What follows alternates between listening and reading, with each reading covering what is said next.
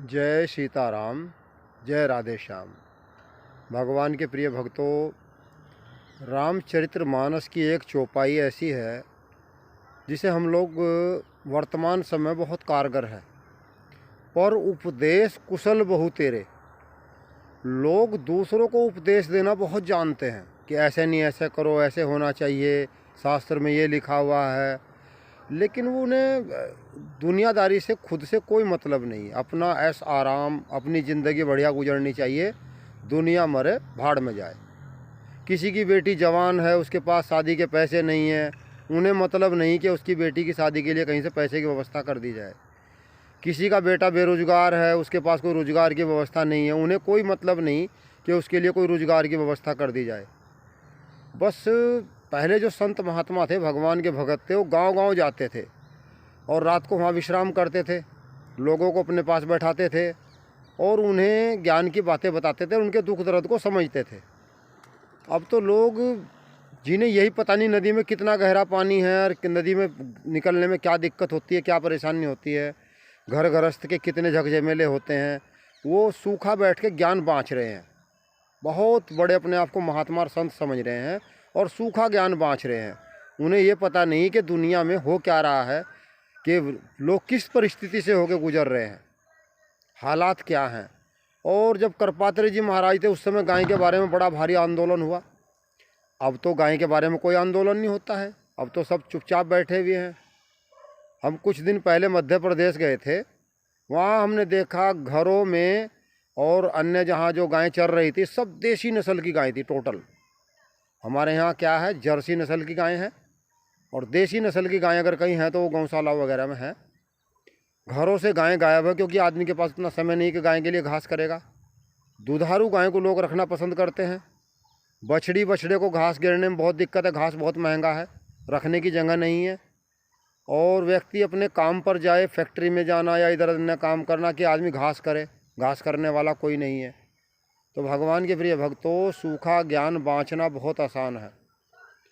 बहुत बड़े बड़े जो अभी संत ऋषि इस टाइम वर्तमान जो बहुत बड़े बड़े, अब उनका मैं क्या नाम लूँ, जिनके पास धन की कमी नहीं है, धन बहुत है, तो वो अपना पेट भरने पर तुले हुए हैं। उनसे समाज से कोई मतलब नहीं। समाज मरे जिए, कोई कहीं जाए, किसी की बेटी की शादी हो या ना हो, किसी के बच्चे को रोजगार मिले ना मिले, किसी के पास रहने का मकान हो या ना हो, इससे कोई मतलब नहीं।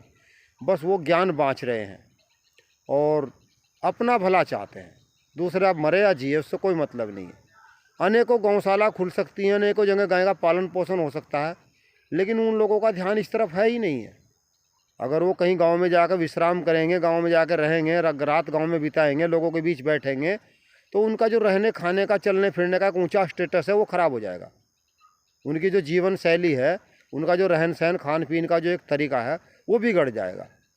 तो टीवी पे बैठ कर के, मोबाइल पे बैठ कर के बहुत ज्ञान बाँटना आसान है, हकीकत ज़मीनी क्या है इसे समझना बहुत मुश्किल है।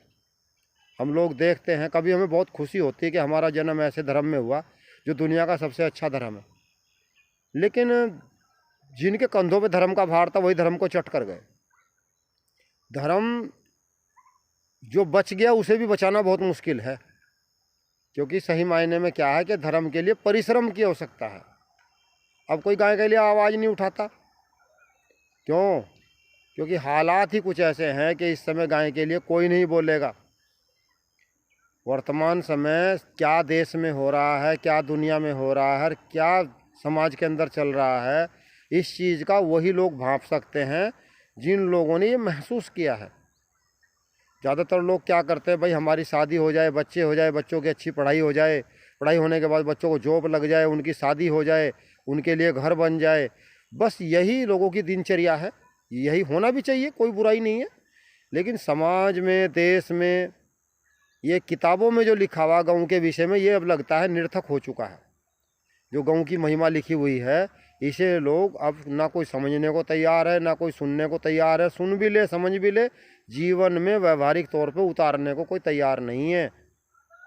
गायें लोगों के लिए एक झमेला बन चुकी है। देसी नस्ल की गायें अब देखना दुर्लभ हो चुका है कि भाई देखने को ही मिल जाए। जिनके घरों में है, उनके घरों में भी अब जर्सी गायें हैं, ज़्यादा दूध चाहिए, जबकि उसका दूध कारगर नहीं है, वो गायें इतनी महत्वपूर्ण नहीं है। तो भगवान के प्रिय भक्तों, हम लोगों का प्रयास है कि जो सड़कों पे गायें घूम रही है उन्हें रखा जाए, उनका पालन पोषण किया जाए। और हम दूसरे को दोषी ठहराते रहें, उसने गाय काट दी, उसने ये कर दिया। अरे जब तक हम गाय का पालन पोषण नहीं करेंगे, हम खुद आगे नहीं आएंगे। दूसरे की क्या गलती है? दूसरा तो लोग मौके का खूब फ़ायदा उठाएगा। कहने से कुछ नहीं होगा, करना पड़ेगा। और इसके लिए धनंजय लोगों को आगे आना पड़ेगा। पहले लोग बहुत गाय के लिए आगे आते थे, लेकिन अब लोग इस चक्कर में पड़ना नहीं चाहते हैं।